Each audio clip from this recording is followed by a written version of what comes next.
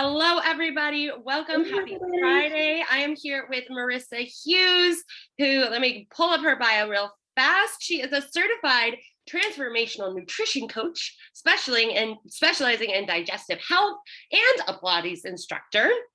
So she's going to tell a little bit about her story, but just for her intro, she suffered from digestive issues for her entire life, which I can completely relate to, before she went back to school and got certified in nutrition.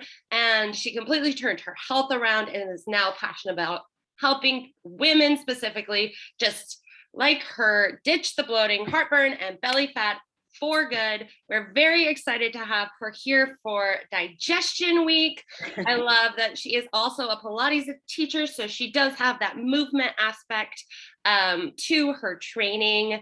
You know, I really wanted to bring her on this week because while we've been talking about positionally the alignment and movement for digestive health, nutritionally is like the big piece of the puzzle. If you're doing all your movement, but you're not working on your nutrition, then you're still going to have digestive issues, you know? And so really wanted to bring her on as an expert to just give us some tips and stuff. If you suffer from any digestive issues, hopefully you'll get something out of our little chat today. Yay! Awesome. Cool. Well, Marissa, I kind of introduced you, but why don't you tell us a little bit more about your backstory and what you dealt with that led you onto this journey to becoming certified and then creating the business that you run? Well, when I say I had digestive issues for my whole life, that is accurate. When I was a newborn baby, I had colic and basically cried 24/7. And I think my parents thought about giving me away at some point. And, you know, I just kept having digestive issues throughout my entire childhood, my teens, my 20s, my family. Every time we had big family dinners, and they always used to tease me because every time I ate, I would go, oh, I feel like I'm going to puke. They all would just tease me and be like, what's she going to say now? You know? But then her stomach hurts again. Yes, I've heard it. Yeah. They thought I was just being over dramatic, you know. Yeah. And then come to find out, like, I had some pretty serious food intolerances, but I didn't find out until my mid 30s.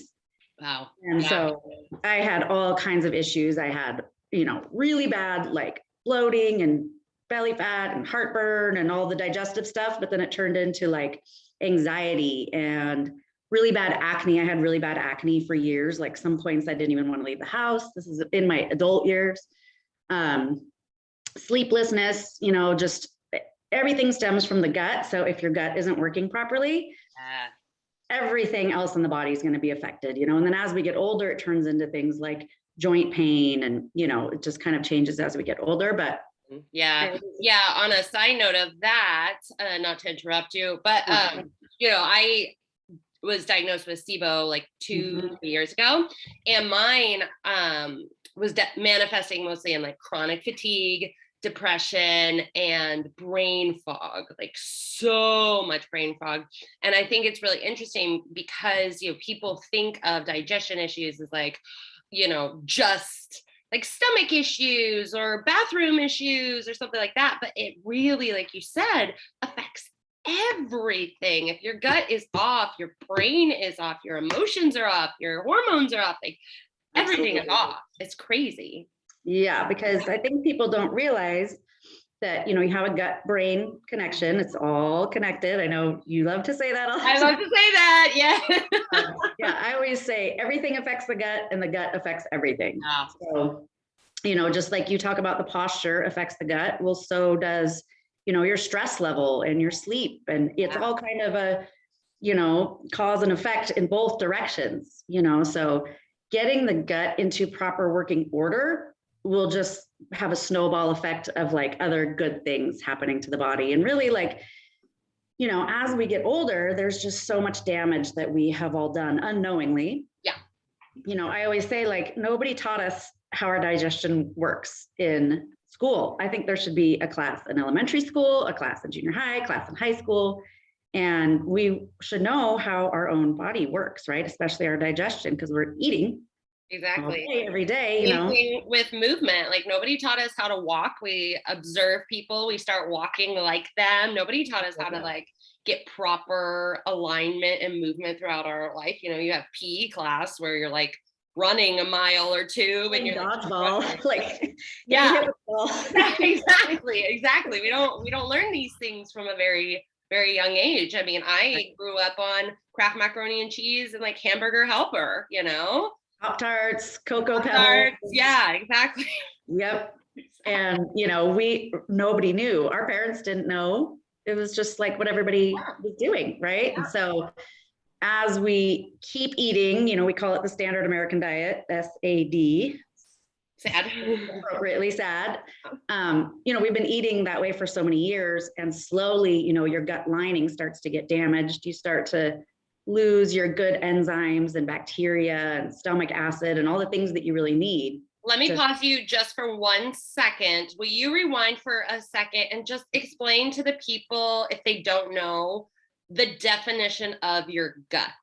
Like, are we just talking stomach? Are we talking, you know, I just want to make sure everybody's on the same page. Yeah. So, you know, your digestion really starts in your mouth.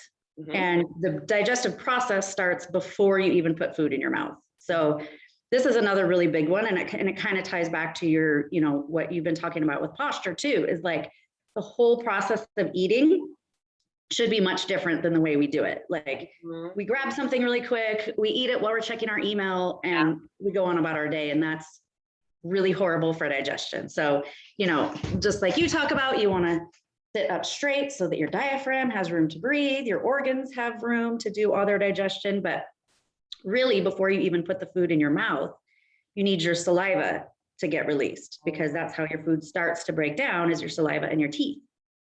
Your saliva has enzymes that will start to break down the food. So before you even start eating, like breathe, relax, breathe, look at your food, appreciate your food, look out the window, you know, like don't look at your computer or your phone or the news. You want to get your body into a rest and digest state rather than a fight or flight state. And fight or flight, you cannot digest. And so the gut, you know, is down here, but the digestion really starts in your mouth. Okay. So you got to get the saliva and the teeth. You got to chew your food really well. Then we go down into the stomach, where you need your stomach acid and you need enzymes to break down your food. Then we go into the small intestine, which is where, you know, you had SIBO, which is small intestinal bacterial overgrowth. You don't want an overgrowth of bacteria there. You really want the bacteria in your large intestine. So after the small intestine, we get down in the large intestine, and then obviously elimination.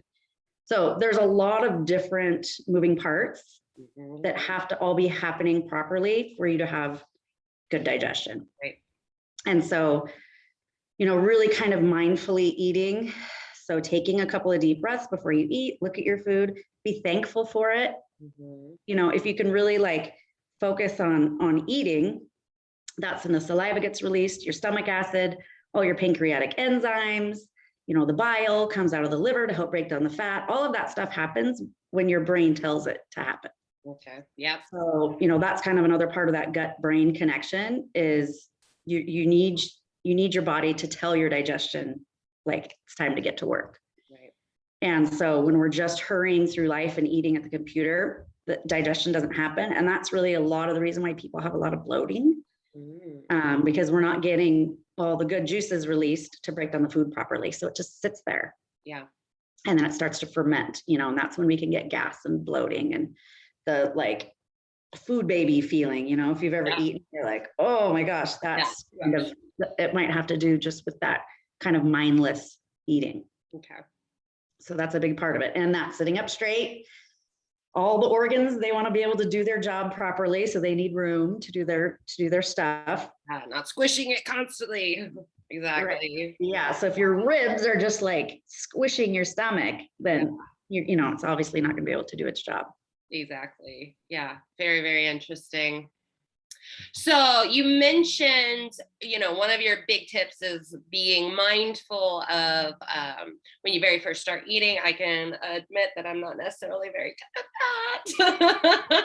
Either. Like, I'm definitely guilty of working through lunch sometimes, but I feel it. Yeah. I feel a difference when I work while I'm eating. I really do. And that's the interesting thing about that mindfulness is, when you're changing your health habits, you don't necessarily have that mindfulness at the very beginning. And so you might even not notice, if you work through lunch, like that's your normal, right? But when you take it away and you really start being mindful, then if you work through lunch one time, then you're like, oh, now I feel it. And then also, like, it could be that your lunch is still sitting there. And then by the time you eat dinner, you might think your dinner is what is making you feel uncomfortable, but it's really that your lunch hasn't digested yet. Interesting. Right. So people are like, well, I ate chicken and vegetables for dinner and I didn't feel well. Well, it might not even be the dinner that was the problem. Okay. So, if your lunch is still there, then you're going to have an issue with your dinner. So really kind of paying attention to, I have my clients do a food journal and journal around all of their issues, because like I said, it might not be that last thing you ate. It could be something you ate for breakfast that is causing your issues, and it all kind of just snowballs throughout the day. Yeah. To jump back, because I did interrupt you earlier, but so you were dealing with all of these digestive issues. That's what drew you to this line of work. What was your turning point, I guess, that you were just finally like, I'm done. Let me figure this out. I'm over this. Because, normally what I find is if people have issues since they were a baby, right? You've been dealing with this for a long time. They just chalk it up to like, well, that's how my life is. I can't do anything about it.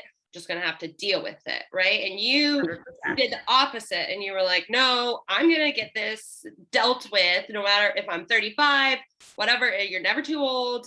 35 years young, but so what was that turning point where you're like, no, I'm gonna figure this out? Well, so I finally realized this cannot be normal. Right. I had gotten so used to living with it that I thought maybe it was normal, but then at some point I was like, this just can't be right. I mean, I felt horrible all the time. Yeah. And, I had a young son, and I was going to all of his baseball games or whatever. And I just was sitting in the stands, miserable when I should be, having a good time, and hard to go out on a date with my husband without feeling miserable. So I was like, this just can't be right. So I went to a couple doctors. And one thing I've learned about the, traditional medical community is that they don't do root cause. Mm-hmm. So it's symptom driven, not root cause driven. Yeah. So here's a pill. Right. Let me know if it works. And which is no fault of their own. That's just how the system is set up. Right. Yeah, totally. And so then I was like, no, I don't just want to take a pill. I want to know why this is happening. So I went to another doctor, and he literally told me, I don't know, you must just be defective. Oh. I was like, is that helpful? Well, that can't be right. And so I was like, I got to figure this out. And so I just went on my own little mission, and then decided to go back to school at the Institute of Transformational Nutrition. And I finally learned how your gut actually works and what supports it and what doesn't. And so, being able to teach other women how it works, and especially women who, I'm in my mid 40s. And so I kind of work with women over 40 and 50 who we've lived our whole lives and we never knew how it worked. And so now and you know how to support it, and you know how to get it working properly, that can bring you lifelong results. Taking a pill is going to bring you instant temporary results, but actually knowing how to support your body and how it works, you will know that for a lifetime. Exactly. It's that education factor. I talk about this with your, movement, alignment, muscle work all the time. It's when I work with people, it's not just to give them the right stretch or exercise to solve their problem right then. It's to teach them the things that they need to incorporate into their life forever. And then that helps them learn how to troubleshoot on their own, so they don't have to rely on everybody else to fix them. They're learning the tools to fix themselves, and I think some people don't necessarily want that education factor. They do want to quick pill. One, we don't work with that, but you can make it into bite-sized pieces and fun ways of learning it where it's actually like relatable to you and interesting to you, where it's not just like, okay, I'll use what I do, for example, like, let's dig into the anatomy of your pelvis or your hips or whatever. Like, you don't need to know that, but you do need to understand how your specific body moves and feels in certain exercises and what a muscle activating feels like and stuff. So you can make it relatable and keep that education factor fun, right? And then exactly like you said, you can use that information, or your clients can use that information forever. They never lose that. Right. Which is really cool. And then, instead of breaking down as you get older, you can, yeah. And people just always say, like, it's just getting old. This is just what happens. I hate that. I hate that. Oh, it kills me so much. No, it's not. This is not inevitable. Yeah. No. And just like with you, what you're teaching them, they can now be able to walk upright and not have joint pain in their 80s, where it's not inevitable where you're hunched over and your knees hurt all the time. Exactly. Yeah, I was actually at a strength class yesterday. So for me, I personally like shy away from strength building because I'm really good at flexibility. Yeah. And what I find is you gravitate towards what you're good at. And I know myself, if I have to do a lot of strength stuff, I'm just gonna be like, I'm just gonna take a little break. So, I found myself some outside accountability. I went to this strength class and nobody knows what I do there. I'm just like, just gonna stay quiet. I'm a participant. Nobody knows what I do. But this guy was talking to me about exactly that. Is just like you're always getting shorter. He's like, he was saying he was the shortest one in his family, and he's just getting shorter through time. And I just kind of was like, I mean, you don't have to. Like in my head, I didn't say anything at the time. But it was just really, really interesting that everybody just thinks of, okay, you're getting aging, you're aging, you're gonna fall apart. And so I'm 5'2". I've been so short my whole life. And I actually grew 3/4 of an inch after I started doing Pilates. Oh, yeah. Getting more space between the vertebrae and like kind of opening up the rib cage, and you can actually get a little bit taller. You can get taller. So for any short people out there, let's changing your alignment and posture, you can get taller. You're here first. If there was a pill out there that could do that, everybody would be buying it. See, I'm 5'9", 5'10". I'm pretty tall, so I wouldn't mind getting a little shorter actually, but I don't want to do it through hunching over. So whatever, I'll just take it. We all want what we don't have, right? Yes, grass is always greener. Yeah. So awesome. So you went to the school, got certified in transformational nutrition. So how do you work with your clients now? So that'll be my first question. Then we'll talk about some of your best tips for people to incorporate just into their daily life. Yeah. So how do you work with clients now? I have a 12-week digestive health program. It's called the Happy Belly Method. I love that. And because that's what we all want, right? We all want a happy belly. And I do incorporate Pilates in there too, but it's mostly focused on just getting your digestion to work properly. So, we start out with, like I was saying about the enzymes, bacteria, stomach acid. We really need to get those things into order. That is what is necessary for the digestion to work right. And then we work on what your food intolerances are. So everybody has different food intolerances, and pinpointing what those are for you is really important because we don't want to cause inflammation in the gut. Right. Everybody hears this word inflammation.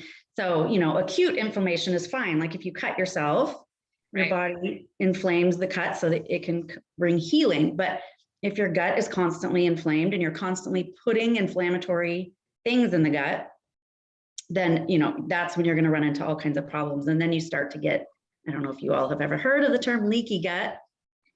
I have. Yeah, it's everybody always goes, ew, what is that? But really an issue that is estimated in our, nutrition world. It's estimated about 80% of the population has leaky gut. That's crazy. But it really doesn't surprise me, unfortunately. In America. I mean, in other places where their food system is a little cleaner, it's not as prevalent, but so then we really work on that leaky gut, so just kind of trying to seal up the gut lining and make it have more integrity so that, toxins don't get into your body and inflammatory, things don't come and start to happen in the body. So we work on, the nutrition piece, but we also work on, sleep, because if you don't get enough sleep, your gut's not going to work right. You really need to get a certain amount of sleep at certain times of the day, because that's when all the good processes happen in the body, but your gut affects your sleep and your sleep affects your gut, just like you were saying. So we work on that. We work on the mindful eating, kind of stress reduction techniques, getting your body into rest and digest rather than fight or flight. So it's 12 weeks. And it's really holistic, it treats you as a whole person. And we really want to get everything working together properly so that, everything affects everything. So, and so, I think a lot of people think that it's just about the food and, most of your gut health is going to be about the food, but there's so much else that goes into it, just like when I was saying about just getting into a mindfulness before you eat is huge. Yeah. So, you really need to look at more than just, some people are like, well, just give me a meal plan. I'm like, I can give you a meal plan, but if we don't look at root causes of why this stuff is happening in the first place, then a meal plan isn't going to help you. It's just going to be like putting on a Band-Aid. Yeah. And you might not even necessarily be able to follow a meal plan if you're in the middle of horrible symptoms. So like I can use myself, for example, when I was dealing with the SIBO, at that moment, my body was craving so much sugar, so much just like quick hits, because I had no energy. My body wasn't absorbing nutrients very well. And I remember being in the grocery store and just like craving all of the candy. Like I was just like, I want to buy this candy. And then I walked to a different area and I think it was like Halloween time. Yeah, it was around this time, I guess. Oh, great. Just and I was like, oh, I want this. I wasn't actually buying it, but normally, like, I'm not a sugar person necessarily. Like I give me some French fries over candy any day. I love me some salt. But I was like, this is crazy. And I literally couldn't stop myself besides not buying it. But if it was there in front of me, it was just like, the cravings were crazy. And I was like, this isn't normal. This isn't normal. But at that point I couldn't say no. So I had to work on other things. And for me, I had to get on quite a few different supplements to help balance out what was happening, even just to support getting on a better meal plan, nutrition track, because like my body was craving all of this quick energy. Right. And that's your bacteria taking over and telling you what you need to do. Exactly. Yeah. And that's a big part of, I think, anyone's health journey is getting your bacteria into a good balance, because we actually are more bacterial cells than we are human cells. That's crazy. It is crazy. We have like 100 trillion bacterial cells and like 70 trillion human cells. And so if if the quote unquote bad bacteria starts to take over, it really does tell you what to do. Tells you. And it's not necessarily like it's telling you that you need quick energy, but it's not telling you a good way to get that with all of the sugar or, bread, or not that I don't know how you feel about bread, but I just needed quick energy. Right. Yeah. And there was no way I could, if I got onto a restrictive nutrition plan at that time without working on, like you said, the sleeping aspect or the stress aspect, or really for me, like I said, I needed supplemental intervention. There was no way I could follow a nutrition plan at that time. So like you said, it's not just the nutrition that needs to change. It's all connected. Like we always say. Right. At the end of the day, the nutrition piece is huge, and you're going to want to you know, follow some kind of a good eating plan for a lifetime. You know, I kind of live by the 80-20 rule. Like 80% of the time I eat fruits and vegetables and meats and nuts and seeds and beans and stuff that comes from the earth. And then 20% of the time I have some French fries and I have some wine and I have stuff that I enjoy, but getting that gut sealed back up, if you do have that leaky gut, if you do that, you can digest those fun things a lot better than you could before. So like where I used to hardly be able to eat anything that I truly enjoyed without just feeling horrible. And now really I can eat to my little heart's content and I have no digestive issues anymore. So it's like, not only is it just the digestive issues, but it's a whole new world for me of like, I'm in such a better mood and I have so much more energy and I'm just more excited to go out and eat and hang out with friends because now my body is strong enough to digest all that fun food and all the stuff I like to do on the weekends. And then, you know, 80% of the time I do what's really supportive of the gut. Yeah. So it's a balance. For sure. This is a hard question, but I'm sure you get this question often. About on average, how long do you normally see it take for people to get to that point where you're talking about, you know, where they heal that lining and then they can do more of that 20%. They can have a 20% because, you know, when you're healing, you might not necessarily be able to have that 20% as much. Right. You know? Yeah. So about how long, and of course, everybody's different and where you are is dependent, you know, how messed up your gut is at the time is dependent, right? But have you seen a pattern at all there? I think typically, like I have a lot of women who tell me they feel better just in the first 2 weeks. Oh, wow. And, you know, I do usually get people on a little supplement routine because, you know, we've got to just start to address the bacteria and the enzymes and all that. Need some help sometimes, you know? Yeah. And that can immediately start to give you better results. So if you kind of get to feeling better quicker, then, you know, you can kind of start down a quicker path. But, you know, I definitely have women within my 3-month program who, you know, are 90% better. And then I'll keep getting texts like, oh my gosh, I ate this the other day and I felt totally fine. And they're like, so excited. So, you know, it definitely can happen in a 2 to 3 month period of time. You know, but of course you get out of it what you put into it. Exactly. So the more effort you put in, the, you know, definitely the quicker it's going to happen.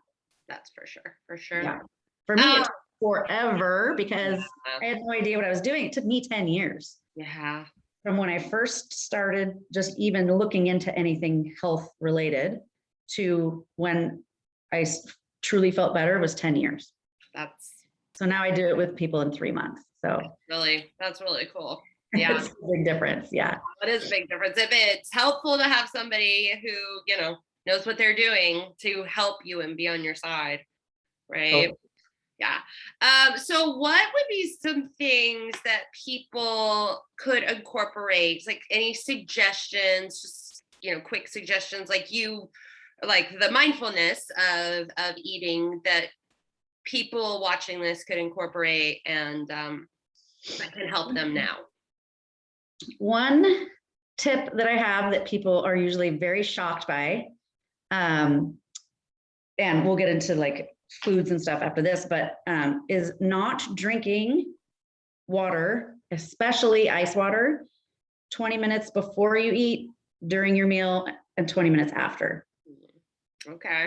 So for about an hour, depending on how fast you eat, surrounding your meal, not drinking any water, and especially ice water. So many people drink ice water with their meals. And so your stomach acid is what breaks down your food. And it's a very warm environment in your stomach. So if you drink ice water and it dilutes your stomach acid and makes a cold environment in the stomach, your food is just going to sit there. And so it takes a while for people to get used to it. But like now I couldn't imagine drinking water while I eat. It just doesn't even cross my mind. So you just kind of get used to it. Yeah. But that is one way that you can immediately start to improve your digestion. Wow. And it's pretty simple. Like, you know, you could drink warm lemon water like, in Asian cultures, they're really good at digestion. Yeah. They really eat for digestion, and they drink, either tea or hot lemon water with their meals. And so that would be something you could do, or even red wine is okay because it's acidic. You heard it here first. I know. I'm like, oh, okay, I can do that. Yeah, it's got some acidity to it, and it's not cold. And so it's not going to deplete the acidity of the stomach. So what if, okay, so me personally, I can't do hot lemon water, but tea is okay. Like any type of tea. Do you have any like suggestion? Because I feel like I could do, I drink water during meals. So this is actually a tip that I should incorporate myself. But just like any type of tea, because I could do that better than hot lemon water. Pretty much any herbal tea is good for you. Like herbs are just so powerful and so great for you. Like, yeah, that's another tip. If you do have any digestive issues, like ginger tea, peppermint tea, there's so many good teas that are soothing for the stomach and will help, move the food through your body quicker. So, I mean, tons of herbal teas would be great. I can't think of anything that wouldn't be good. Okay, cool. Yeah. Cool. So that's kind of a big one. And then, drinking as much water as you can. And people are like, oh, I know we have to drink water, but it really is it's huge difference. So huge, because if you don't drink enough water, your bowels just can't work. Like we need to have that water in the body. I mean, really everything in the body needs water, but, and I think people think they're drinking enough. And then when you start to track it, you're like, oh, wow. So my recommendation is half your body weight in ounces. Yep, 100%. So, not the whole 8 glasses of water. That's old news. That's old science. If you're really tiny, that might be 8 glasses of water, but a lot of us, we need a lot more. Yes. Yeah. And if you work out, if you exercise, you got to up a little bit, but it's really easy if you just grab a bottle of water. Like I think this is 22 ounces, and just know how many times you have to fill it up in a day. Yep. And, preferably filtered water. Most of our tap water is quite toxic. So try and get a filter for your water. Do you have a favorite filter? Almost knocked everything over. We got a whole house filter. Oh, okay. So we got that. It was at the beginning of my health journey, because you'd also absorb the toxins through your skin when you take a shower and a bath and stuff like that. So we just got a filter for our house. But there are reverse osmosis filters that a lot of people get. Yeah. The only thing with that is you need to add minerals back in because it demineralizes the water.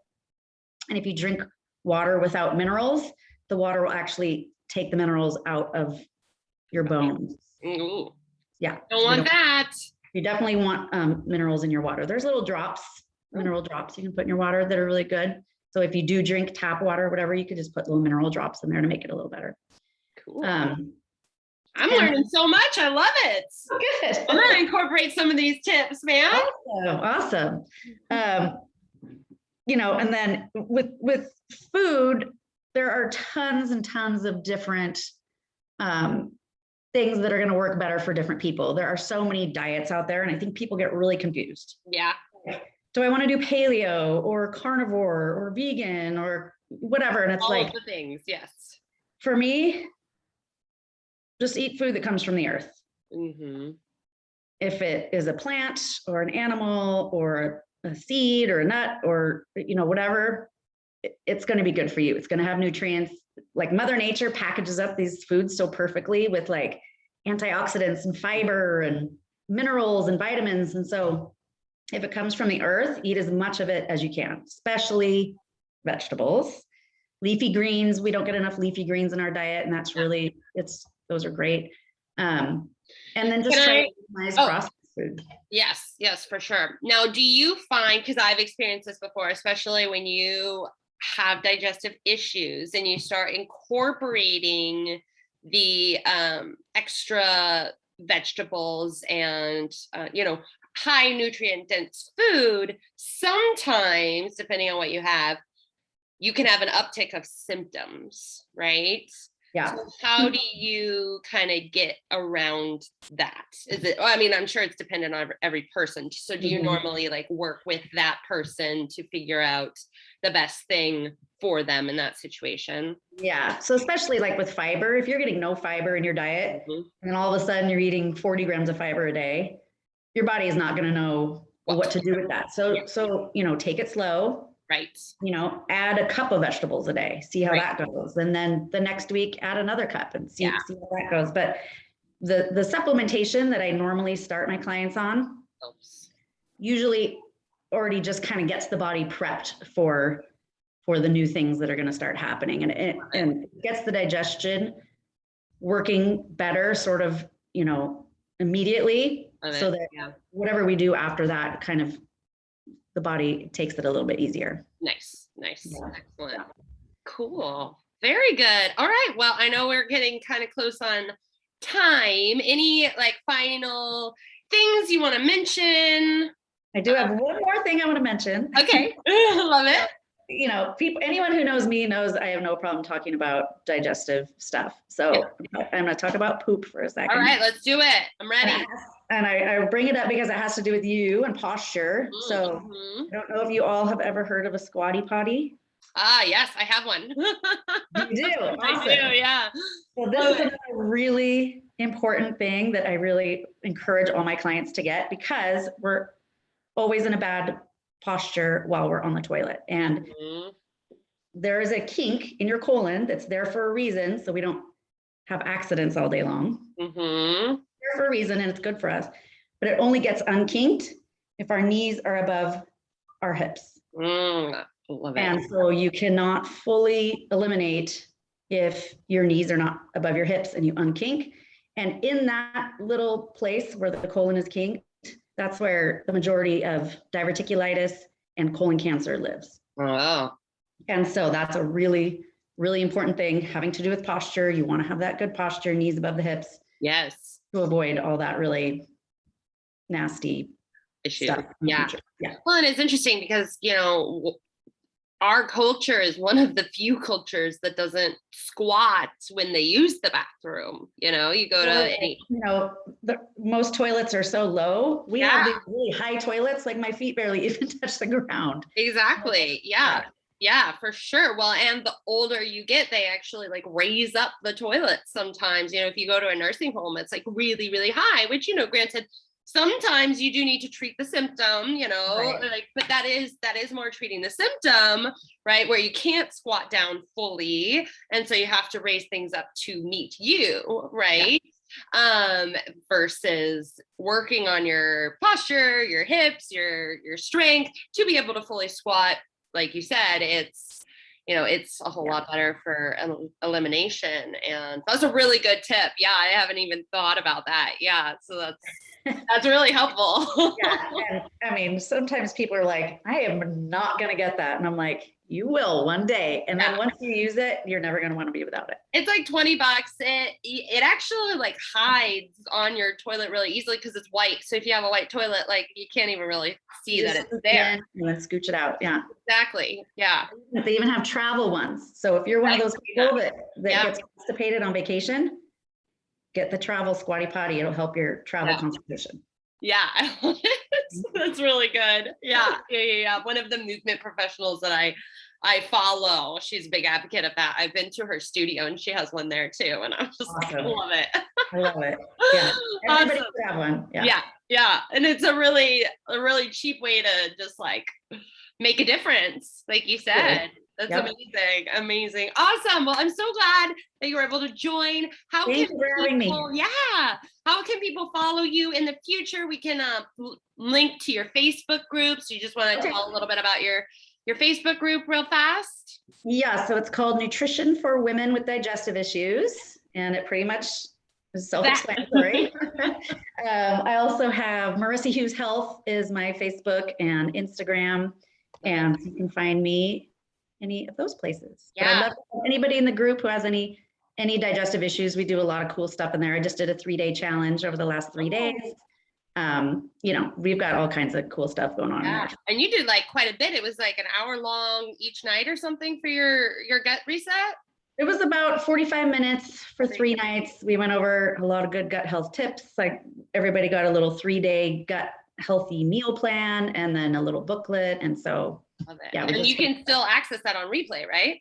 Mhm. Love it. Love it. And I saw also you're doing a Q&A for your program next week. On Tuesday, yeah, it's an information session about the Happy Belly method and then Q&A if anybody has any questions. Yeah. Love it. Love it. So yeah, link that when we're off. You can link that into the comments. And then if anybody has any questions, feel free to reach out to you. Awesome. And join your group. Thank you. I love it. Yes. Join me. Yes, go join her. I'm a part of her group. And yeah, I got some great tips today. So I'm going to incorporate that. Try to have some more tea, less ice water. Good. Keep me posted. Yeah, I will. Awesome. Well, thank you so much for joining us. Yes, you're welcome. Thank you. I'll talk to you later. All right. All right. Have a good Friday and weekend. You too. All right. Bye. Bye.